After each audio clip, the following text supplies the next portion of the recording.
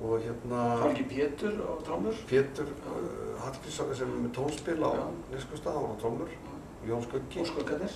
Skugga, Hlíðarbræður á bassa og gítar líka. Og Ágúst Ármann. Ágúst Ármann. Alveg toppmaður. Skólastjóri. Skólastjóri og organista á Neskaupstað.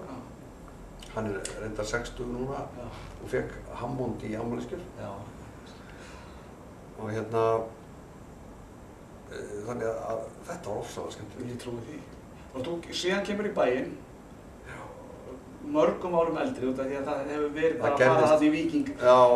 Þarna... Og 7 kíló léttari. Og 7 kíló, já.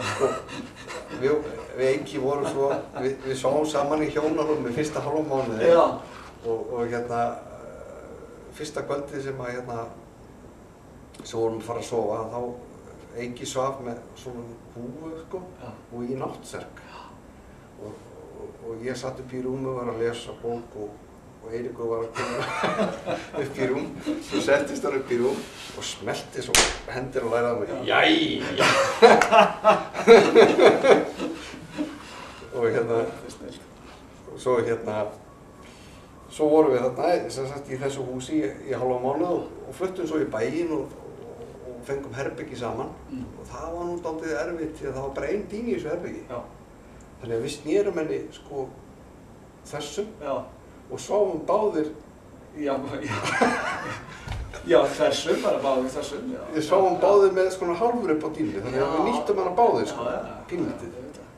Og svo síðasta hálfa mánuðin sem við vorum að þá við mistum þetta húsnæði einhverjum ástæðum og þá sáum við í það sem var kallað sjómannastofan og það var ekkert rúm þar, við sáum á stólum. Stólum bara, já. Ég skil ekki, þú veist. Maður gerir nú ýmislegt á þessum aldri. Það munur að vera 50 og 20. Já, það munur að vera miklu. Maður er bara ekkert að pæla í þessu á þessu. Ekki neitt, sko. Og hérna, svo skrítið, þú veist, að þetta er rétt fyrir 1980. Þetta er 78. 70, já. Þá hafði ég aldrei séð distortion-pedala. Nei. Og til þess að ná meiri bjögun út á magnanunum, þá hafði kunningi minn út af mér talstöð, formagnara úr talstöð. Og ég notaði hann til að,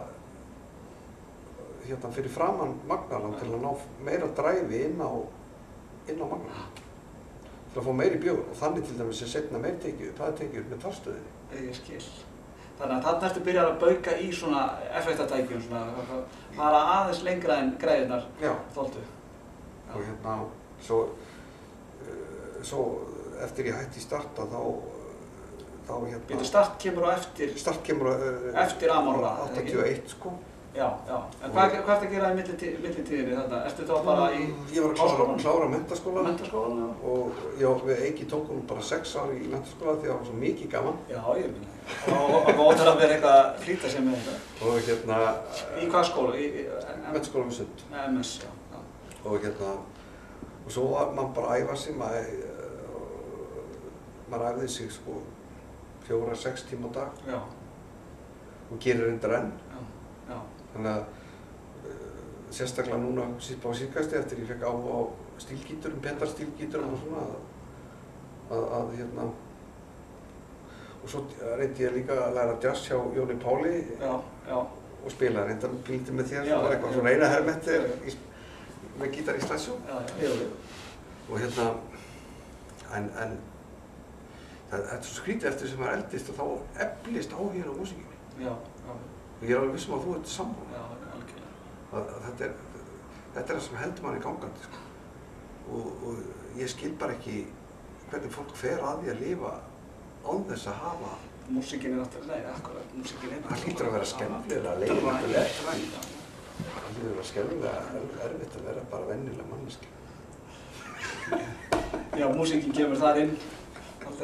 Ég man, ég heyrði fyrst af þér. Við hittumst aldrei, við erum samtíðamenn í þessu, en ég heyri bara fyrst af þér, sko. Ég er úr Hafnarfirði og það er ákveðið vígir, sko. Þú veist, þetta er svona ábyggilega hefur þú verið í MS-víginu, sko. Þetta er svona Sund, sko. Og það er svolítið langt þangað. maður kynnist ekkert fólki. Ég bara heyrði af einhverjum gæja sem gæti jafnvel spila jafn hratt og ég.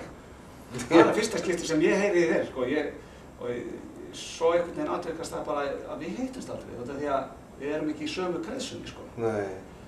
En svo hitti ég þig seinna, sko. Fyrsta skipti sem ég held ég hafi séð þig spila, það var í Glæsibæ. Það var Eiki að syngja og það var örugglega verið þú sem hafði verið að spila með honum. Það er að spila einhverju tónlistarkvöldi, ég man ekki hvort það var 78. Já, ég veit hvað það var. Ég veit hvað það var. Já. Þá vorum við með eitthvað sem heit Járnsíða.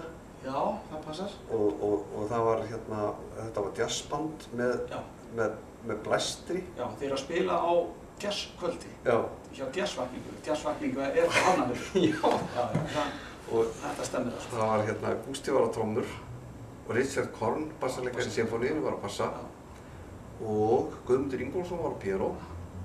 Svo var Andrés Helgason sem á tónliststöðina, hann var á trompett og Eiríkur Pálsson sem er í Sinfó, hann var á trompett og ég var á gítar.